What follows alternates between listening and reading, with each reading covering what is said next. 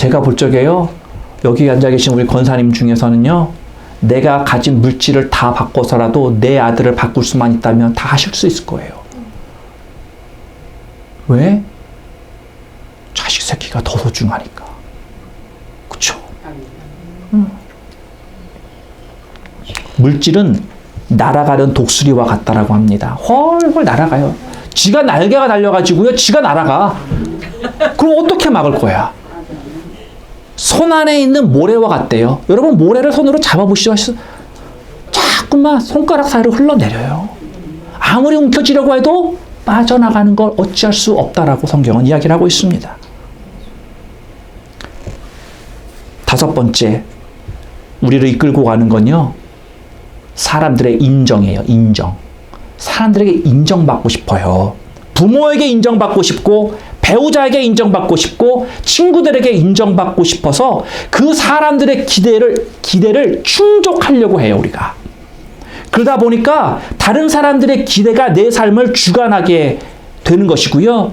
그러다 보니까 내가 그 압력에 끌려 다닐 수밖에 없는 것입니다. 그리고 다른 사람이 나에 대해서 어떻게 생각하느냐, 이거에 대해서 항상 걱정을 해요. 아유, 이거 날 어떻게 생각할까요? 아, 내가 이거 이렇게 했는데 이거 어떻게 생각할까? 그래서 우리는 한 해를 시작하면서 목적이 이끄는 삶이 무엇인가, 이걸 발견하기를 원합니다. 이걸 발견할 때 우리에게 주는 유익이, 대단한 유익이 있습니다. 이 유익을 한번 함께 나눌 텐데, 첫 번째로 우리 인생의 목적의 삶을 발견하면 주는 이익은 삶의 의미를 찾게 됩니다. 삶의 의미. 사람은요, 삶의 의미를 갖고 살도록 만들어진 존재입니다. 왜냐고요? 삶의 의미가 있으면요, 인간은 거의 모든 것을 견딜 수 있습니다. 반대로 삶의 의미가 없으면요, 그 어떤 것도 견디지 못하는 게 인간이에요. 예를 들면요, 홀어머니가 있어요.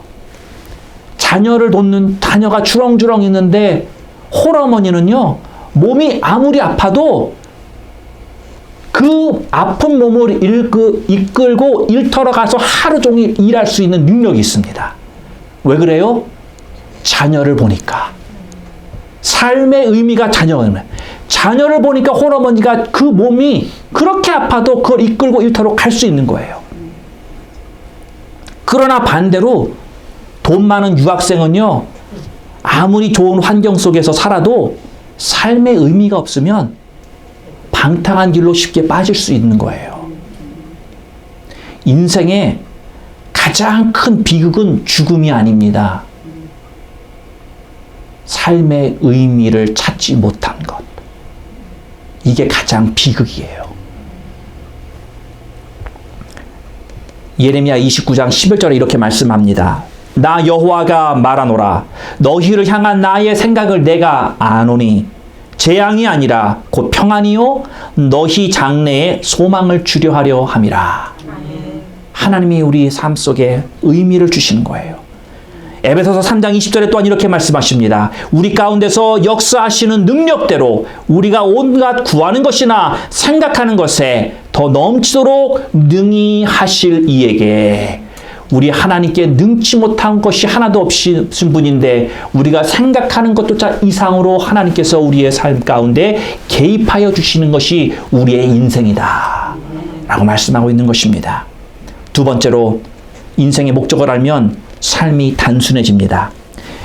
왜냐하면 우리가 무엇을 해야 하는지, 그리고 뭘 해야 하지 말아야 되는지 명확하게 해주는 것이 이 질문이거든요. 지금 여러분, 내가 하려고 하는 이 일이 과연 하나님의 목적을 이루는 데 도움이 될까? 아니면 안 될까? 이 질문을 던지면요, 인생이 간결해집니다. 여러분들이 해야 되는 많은 일들이 심플해집니다. 과연 이게 하나님의 목적에 도움이 되는 건가? 아니면 도움이 전혀 안 되는 건가? 명확한 목적이 없으면요, 그저 상황에 따라 움직일 수밖에 없어요. 여러분들에게 주어지는 압력 때문에 어쩔 수 없이 압력으로 끌려가는 것이고요. 또 어떤 때는 그날 내 기분에 따라 바뀝니다. 어떤 분들은 날씨를 잘 봐야 돼요. 구름이 꼈나. 저는 제가 말한 건, 요 바깥의 날씨가 아니라 그 사람의 날씨를 잘 봐야 돼요. 지금, 이 cold front, 찬 기운 공기가 지금 막 내려오고 있는가? 아니면 따뜻한 햇빛이 비치는 날인가? 이걸 잘 읽어야 되죠? 왜 말하면서 땀이 나나? 근데 이게, 그 사람들이 그만큼 무디하다는 거예요. 무디. 그냥, 그날 기분에 따라 살면 안 되는데, 그 기분에 따라 사는 거예요. 그러니, 목적을 알면 삶이 단순해지니까 효율적이 되죠. 내가 어디에다 에너지와 힘과 내 시간을 쏟아부어야 되는지 정확하게 아니까 거기에다가만 쏟으면 잘 될 수밖에 없죠. 이 시대의 사람들은요, 한 가지 문제가 있는데 뭐냐? 산만해요. 산만해. 산만하다는 게 무엇인지 아십니까? 정신이 없어. 정신이 없어. 뭐가 중요하고 내가 뭘 해야 되는지 이게 정확하지가 않아요. 어떤 때는 아는 것 같기도 한데 어떤 때는 아니야. 완전히 lost. 뭐가 뭔지 몰라. 하루의 삶이요, 다람쥐 쳇바퀴 돌듯이 정신없이 돌아요. 삶은 열심히 살아. 쳇바퀴는 열심히 돌려. 그런데 진전이 없어요. 진전이 없어. 그 자리 그대로예요. 목적 의식이 없어서 삶의 방향에 그냥 계속 도는 거예요. 제대로 방향을 못 잡고 계속 돌기만 해. 그래서 이런 어떤 외부적인 요인들에 의해서 정신없이 인생이 돌아가요.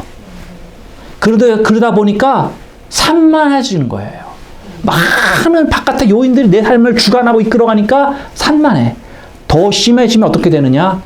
혼미해지기까지 해요. 혼미해진다. 여러분, 산만한 사람은 이래요. 산만한 사람에 앉혀놓고 집중하십시다. 정신 차리세요. 그러면 나를 보죠. 그렇죠? 눈과 눈이 마주치면 제가 그렇게 말했다 그러면 여러분이 저를 보시면서 목사님이 무슨 중요한 말을 하시려나 보다. 내가 집중해야 되겠구나. 집중이 돌아와요. 그렇죠? 근데 이 혼미한 사람은 집사님, 권사님, 제가 이렇게 큰 소리로 어텐션을 받으려고 지금 뭔가 중요한 것을 말하려고 하는데도 정신을 못 차려. 이 차이에 혼미는 갔어.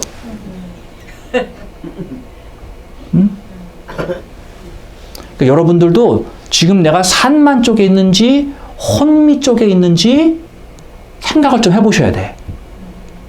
어떤 때는요, 이건 농담인데 제가 말하려고 하는데 저한테 말할 기회도 안 주시고 혼자 말하시는 분들 계셔.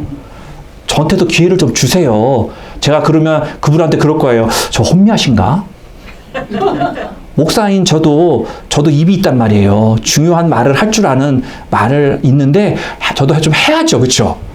그렇죠? 여러분도 좀 들으셔야지 도움이 되겠죠. 네. 물론 이렇게 여러분들이 하나님의 말씀을 저를 통해서 듣는 존중하는 마음으로 나오셔서 듣는 줄로 제가 알아요. 예. 자, 그래서 우리는 초점을 맞춰야 됩니다. 초점. 어디에? 내 삶의 목적이 무엇이냐. 초점을 맞추면요, 돋보기로는요, 종이를 불러 태울 힘이 있습니다. 태양빛을 모으는 돋보기가. 그런데 다른 레이저도 똑같은 원리예요. 태양빛을 모으는 거예요. 이 레이저는요, 철판도 뚫어버립니다. 집중여하에 따라서. 세 번째, 목적은 삶에다가 열정을 가져다 줍니다. 열정. 여러분, 인생을 살다 보면요, 별 의미 없는 것들이 있어요. 별로 중요하지 않은 것들. 이런 별거 아닌 것들이 우리를 지치게 만들어요. 때로는 우리의 기쁨을 빼앗아 가고요. 우리의 힘을 쫙 뺍니다. 중요한 것도 아니에요. 별거 아닌 건데 그걸로 우리의 기운이 확 빠져요. 그런 경험들 해보시죠. 그러나 목적이 분명하면요, 열정이 생깁니다. 열정이 내 안에서 뜨겁게 타오르면 그것이 기쁨이 되고 내게 힘이 되는 줄로 믿습니다. 또한 네 번째, 우리가 인생의 목적을 찾으면 앞으로의 영생을 준비하게 됩니다. 영생. 많은 사람들이 이 땅에서 영원한 유산을 만드는데 인생을 쏟아붓습니다. 이 땅에서의 유산을 위해서. 왜? 죽은 후에 기억되고 싶으니까 이 땅에서 뭘 만들고, 옛날에 왕들이 그런 거예요. 뭐 피라미드를 만들고 뭘 만들고 다 하는 거예요. 그래서 사람들이 다 죽어서도 자기 이름을 알리려고 뭐 라이브러리를 자기 이름으로 뭐 만들고 뭐 등등등 다 그런 데다가 인생의 모든 걸 쏟아냅니다. 그런데 궁극적으로 중요한 것은요, 다른 사람이 내 삶에 대해서 어떻게 이야기하느냐, 이게 아니라 하나님이 어떻게 내 삶을 생각하느냐, 이게 중요한 거예요. 제임스 답슨이라고 하는 분이 있는데, 이분이 대학교를 다닐 때 자기의 꿈이 있었다고 합니다. 목적이 있었는데 학교 내에서 테니스 챔피언이 되는 게 대학교 때의 목적이었대요. 그래서 그 목적을 위해서 열심히 훈련하고 열심히 테니스를 쳐서 어느 날 진짜 테니스 챔피언이 됐대요. 너무 기뻤대라는 거죠. 그래서 자기가 챔피언이 된 트로피를 학교 트로피 전시장에다가 그 중에 하나 탁 올려놓고 나니까 마음이 그렇게 자랑스럽대라는 거예요. 왜? 목적을 이뤘으니까. 그러고 나서 수년 시간이 흐른 뒤에 어느 날 어떤 사람이 우편으로 자기 트로피를 보내왔더랍니다. 그래서 사연인 즉슨 뭐냐면, 그 학교가 재건축을 하는데 그 트로피들이 그 쓰레기통에서 발견이 돼서 자기가 그걸 나한테 보내줬다라는 거예요. 그러면서 하는 말이, 얼마간 시간이 지난 뒤에는 당신의 삶의 트로피는 누군가에게 버려질 겁니다. 이렇게 결론을 맺었습니다. 이 땅에다가 유산을 남기는 것은요, 아주 짧은 안목입니다. 우리는 이 땅에서 기억되라고 하나님이 여기 보낸 게 아니에요. 우리의 여생을, 우리의 영생을 준비하기 위해서 이 땅에 보내신 것입니다.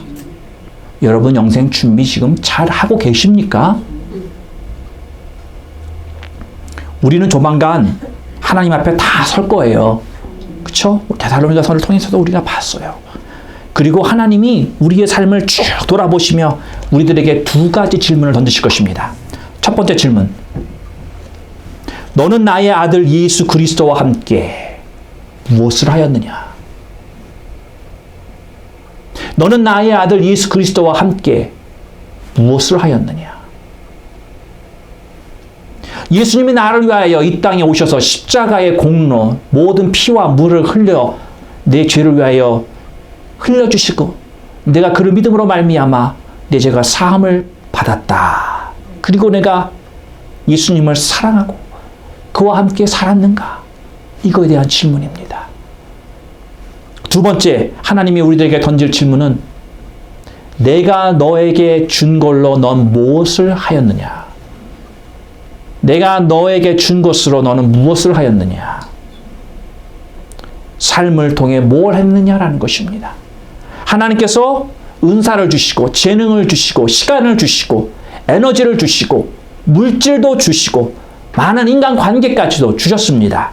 그런데 그것을 너 스스로를 위해 썼느냐? 아니면 창조한 목적을 위해서 썼느냐? 그 질문입니다. 여러분, 그 답에 대해서 어떻게, 그 질문에 대해서 어떤 답을 하시겠습니까? 주보에 보면 여러분이 쓸 수 있는 자리가 있습니다. 여러분이 한 해 2022년을 시작하시면서 그 질문에 대한 답들을 내가 어떻게 써갈 것인가 함께 고민하고 그 대답들을 말씀 가운데 찾아갈 수 있는 한 해가 되기를 바랍니다. 기도합시다. 하나님 아버지, 우리가 새로운 한 해를 하나님이 주심으로 인해서 이 땅에서 살 수 있는 시간을, 기회를 얻었나이다.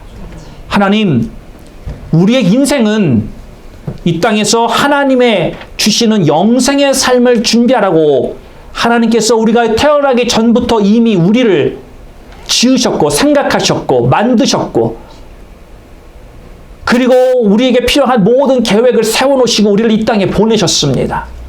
하나님, 우리가 이 땅에 보내신 하나님의 그 인생의 목적을 발견할 수 있는 이 앞으로의 시간들이 되게 하여 주시옵소서. 그래서 하나님, 이제까지 내가 인생 가운데 지금 우리에게 주신 그 질문들에 대한 답이 정답이 아니라고 한다면 정답을 다시금 찾아서 우리들의 인생의 방향을 제대로 맞추어 나아갈 수 있는 그런 귀한 시간들이 되게 하여 주시옵소서. 하나님, 우리들 마음 가운데 이러한 결단이 일어나기를 원합니다. 내 인생의 목적이 하나님께서 주시는 그 인생의 목적대로 살겠노라고 하나님의 그러한 결단의 마음을 오늘 우리들에게 주시옵소서. 세상에서 찾는 것이 아니라, 친구의 조언으로 찾는 것이 아니라, 학교에서 찾는 것이 아니라 하나님의 말씀 가운데서 찾기를 원합니다. 하나님의 뜻 가운데서 찾기를 원합니다. 그래서 내 인생을 다시금 조율하고 조정하고 우리 성령의 인도하심에 따라 그 인생의 목적을 이루어 나아가는 우리들의 삶이 되게 하여 주시옵소서. 예수님의 이름으로 기도하옵나이다. 아멘.